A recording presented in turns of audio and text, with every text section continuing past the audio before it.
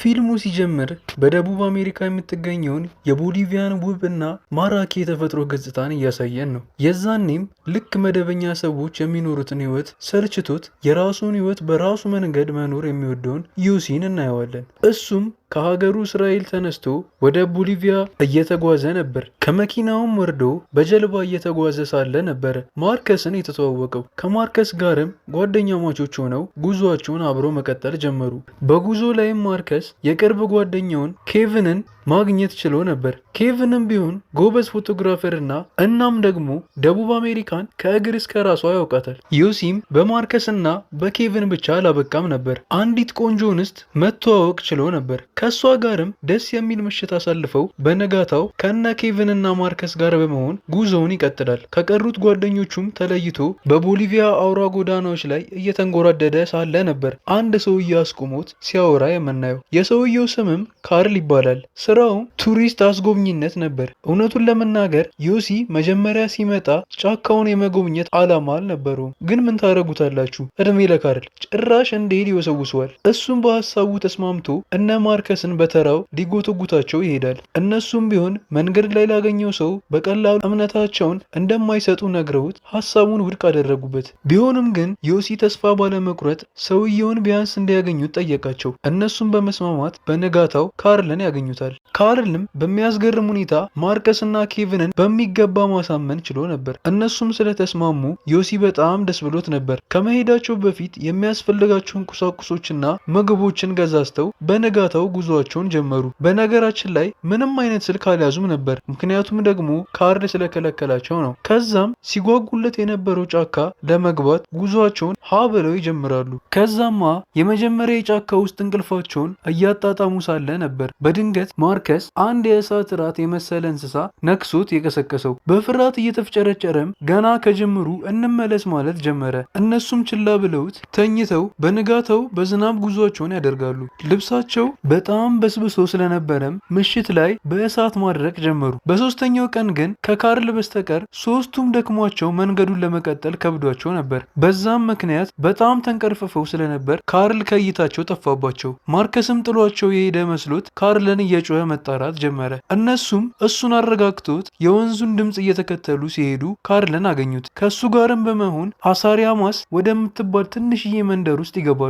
እነሱም ከድካማቸው ለመላቀቅ ወደ ወንዙ በመሄድ እየታጠቡ ሳለ የአካባቢው ሴቶች ከትንሽ እስከ ትልቅ ቆሞ እያዩቸው ነበር። ምሽቱንም ቢሆን ከሰዎቹ ጋር ደስ በሚል ሁኔታ አሳለፉ። በነጋታው ከዛች ደስ ከምትል ትንሽዬ መንደር ወጥተው ጉዞአቸውን ይቀጥላሉ። በጉዞአቸውም ካርል ለጫካ ያለውን የተለየ ፍቅርና አመለካከት እየደበራቸውም ቢሆን እየሰሙት ይሄዳሉ። ይህን ከሌሎቹ በተለየም ይህን ምሽት እራታቸውን የሚበሉት ልክ እንደምታዩት ጦጣ አድነው ነው እና ዮሲም አማራጭ ስለሌላቸው እየበሉ ነበር። ነገር ግን ማርከስ እንኳን ሊበላ ቀርቶ ሲያየው ራሱ ሊያስመልሰው ይደርሳል። ካርልም የተለያዩ የዱር አራዊቶች ስላሉ በአሁኑ ሲተኙ እሳቱን እንደማያጠፉት ይነግራቸዋል። በንጋቶም እየተጓዙ እያለ ማርከስ መራመድ በጣም ከብዶት ነበር። እንደዚህ አይነት መንገድ ስላለመደም እግሮቹ ከምታስቡት በላይ ተጎድተው ነበር። ከዚህ በኋላ የሚቀራቸውን የ3 እና የ4 ቀን መንገድ መቀጠል ስለማይችል ጀልባ ሰርተው በወንዙ ለመሄድ ያስባሉ።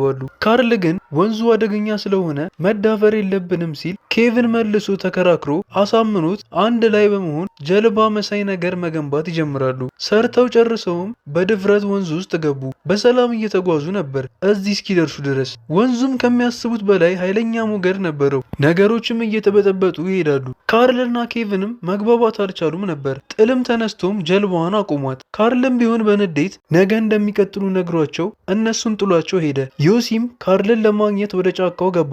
ብዙም ሳይቆይ አግኝቶት አብረው ወደ ካምፑ ይመለሳሉ።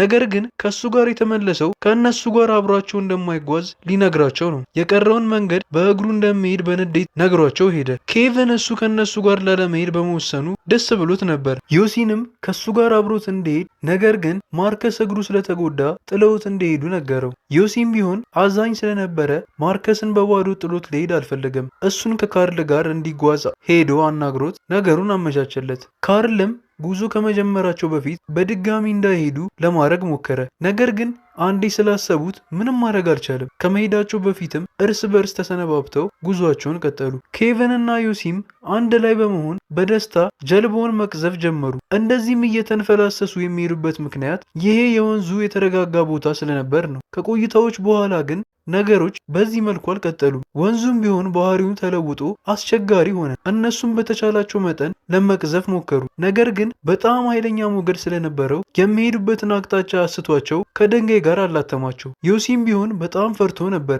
እንደዚህ እስከ መጨረሻው መቆየት ስለማይችሉ ኬቨን ወንዙን ለመሻገር አሰበ። ያሰበውንም ለዮሲ ሲነግረው በጣም ፈርቶ ስለነበረ እንዳይሄድ ይለምነዋል። እሱ ከወጣ በኋላ መልሶ እንደሚያድነውም ነግሮት ይሻገራል። በተአምርም ተሳክቶለት ተሻገረ። ኬቨንም እሱን ሊረዳው ሲል የውሃው ግፊት ዮሲን ወደ ውሃ ውስጥ አሰመጠው። ከኬቨንም አይን ተሰወረ።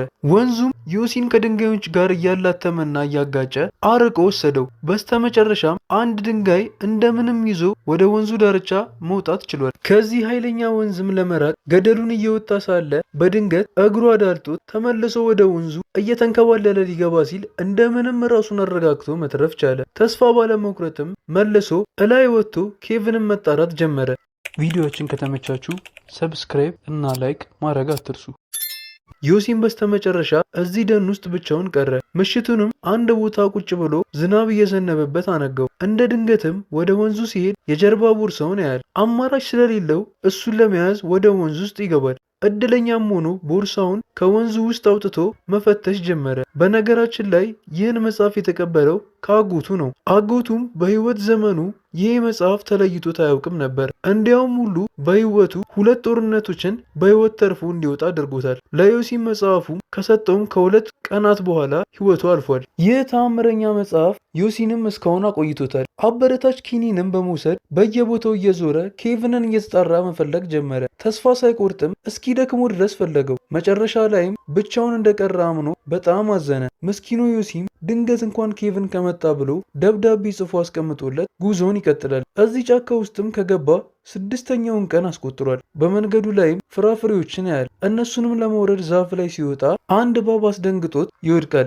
ድፍረቱ ከየት እንደመጣ ባይታወቅም ዮሲ መልሶ በመውጣት እባቡን ካለበት አውጥቶ መሬት ላይ ጥሎት በድንጋይ ቀጥቅጦ ገደለው። ምሽቱንም የአራዊቶችን ድምፅ እየሰማ አንድ ዛፍ ስር ጋደም ብሎ አሳለፈ። በንጋታውም ጉዞውን መቀጠል ጀመረ። በአሁኑ ግን አዲስ ነገር ተፈጥሮ ነበር። የዮሲ ግንባር ላይ ያበጠ ነገር ነበር። ውስጡም ይንቀሳቀሳል። ምሽቱንም እንደተለመደው ያገኘው ቦታ ላይ ተኝቶ ሳለ ነበር በድንገት ድምፅ የሰማው። ነቅቶም ሲያይ አንድ ነብር እሱን ሊያጠቃው እየተዘጋጀ ነበር። እሱም በፍጥነት የነፍሳት ማጥፊያና ላይተርን በመጠቀም እሳቱን ቦግ እንዲል አድርጎ ነብሩን ከአካባቢው ማራቅ ችሎ ነበር። ነግቶም ራሱን ሲመለከት ጭንቅላቱ ከነበረበት በጣም ብሷል። ህመምም እየፈጠረበት ስለነበረ በጭካኔ ግንባሩን ቀዶ ከውስጡ ዘግናኝ ትል አወጣ። እንደዛም አድርጎ ጉዞውን ቀጠለ። አንድ የተቆረጠች ዛፍም ሲያይ ሰው ያለ መስሎት እየጮኸ ይጠራል። መንገዱም ላይ አንድ እንቁላል ያያል። ከምታስቡት በላይም ርቦት ስለነበረ ያለምንም ርኅራኄ ያን የደረሰ እንቁላል በጭካኔ በለው። ያው ረሃብ እንግዲህ እንደዚህ ነው የሚያደርገው። ለብዙ ሰዓትም ያለማቋረጥ እየተጣራ ጉዞውን ቀጠለ። ምሽቱንም እግሩን ለማሳረፍ አሰበ። ከምታስቡት በላይም እግሮቹ ተላልጠውና ተጎድተው ነበር። በነጋታውም እየተጓዘ እያለ መንገዱ ላይ የእግር ኮቴ ያያል። በደስታም እየጮኸ እየተጣራ ሳለ ከፊት ለፊቱ የተሰበረ ከዚህ በፊት የበላውን እንቁላል ያየዋል። የእግሩን ኮቴ ሲለካው የራሱ ነበር። እዛው በዛው እየተንቀሳቀሰ መሆኑንም ሲያውቅ በጣም ተበሳጨ። ከአሁን በኋላ ወንዙን ተከትሎ ለመሄድ ወስኖ በድጋሚ መንገዱን ይቀጥላል። በነገራችን ላይ በሚገርም ሁኔታ 14 ቀን ሞልቶታል። አስቡት፣ እዚህ ጫካ ላይ ለ4 ቀን ነበረ ለመቆየት ያሰቡት። አካባቢውም ላይም ኃይለኛ ዝናብ መዝነብ ጀመረ። እንደተለመደውም አንድ ዛፍ ስር አጎቱ የሰጠውን የሃይማኖት መጽሐፍ ይዞ ጋደም አለ። እንደዚህ እየዘነበበት ራሱ በህልሙ የሚያያቸው ምግቦችና የሚኖረው ህይወት የተለየ ነበር። ዝናቡ ግን የሚያቆም አልነበረም። ጭራሽ ጎርፍ ሆኖ ከእንቅልፉ ቀሰቀሰው። በነጋታውም ኬቨንን እናየዋለን። እሱም በተኛበት አሳ አጥማጆች ያገኙታል። እነሱም በጀልባቸው ወደ መንደራቸው ይወስዱታል። እሱንም አትርፈውት ጓደኛውን ዮሲን እንዲያገኘው እንዲረዱት ለአካባቢው ፖሊስ ያሳውቃል። ዮሲም ውሃ እየጠጣ ሳለ የአውሮፕላን ድምፅ ይሰማል። ደስ ብሎትም ጨርቅ እያውለበለበ ማንም ሳያየው አውሮፕላኑ ያልፋል። ያኔም ዮሲ በጣም ነው ያዘነው። ደግሞ እኮ ፕሌን ውስጥ የነበረው ኬቨን ነበረ ከፖሊሶቹ ጋር። እነሱም እሱን ሳያዩት ትተውት ሄዱ። ዮሲም ድንጋይ ላይ ተኝቶ ማልቀስ ጀመረ። ኬቪንም ቢሆን ለዋናው ፖሊስ ዛሬ ያደረጉት ቅኝት በጣም ከፍታ ላይ ስለነበረ ምንም ነገር እንኳን ማየት እንዳልቻለ ይነግረዋል እና በቀጣይ ዝቅ አድርገው እንዲያበሩለት ነገረው። ፖሊሱም ከዚህ በላይ እሱን መርዳት እንደማይችል ነገረው። ዮሲ ለ3 ሳምንት በምንም ተአምር እዚህ ጫካ ውስጥ በህይወት እንደማይቆይና ተስፋውን ቆርጦ ወደ ቤቱ እንዲሄድ ነገረው። ኬቪን ግን ጥሎት እንደማይሄድ ነግሮት ብቻውን ለመሄድ ወሰነ። ፖሊሱም ደግሞ እንደገና አስቁሞት ከነሱ ውጪ ሌላ የሚረዳው ሰው እንዳለ ጠቁሞት ይለያያሉ። ለሱም እንዲያፋለገው ሲጠይቀው መልሱ እንደሌሎቹ ነበር። እሱንም እንደምንም ብሎ ለምኖ አሳምኖት ከሰውየው ጋር በመሆን ዮሲን ፍለጋ ጉዟቸውን ያደርጋሉ። ዮሲም ቢሆን አንዲት እንስትን ጫካ ውስጥ ያገኛል። ሰው በማየቱ ብቻ በጣም ደስ አለው። ከእሷ ጋርም ሆነው መጓዝ ጀመሩ። ዮሲም ቢሆን ለራሱ እንኳን ሳይሆን እሷን ይንከባከባት ነበረ። ግን ብዙም ደስ እንዳይላችሁ፣ ምክንያቱም ደግሞ ይቺ ሴት የዮሲ ረሃብና የሰው ጥማት ተደምረው የእነሱ ውጤት ነበረች። ማለትም እውነተኛ አልነበረችም። ዮሲም በጣም አዘነ። ጉዞውንም ይቀጥላል። ከጊዜ ወደ ጊዜም ራሱን እየሳተ መጣ።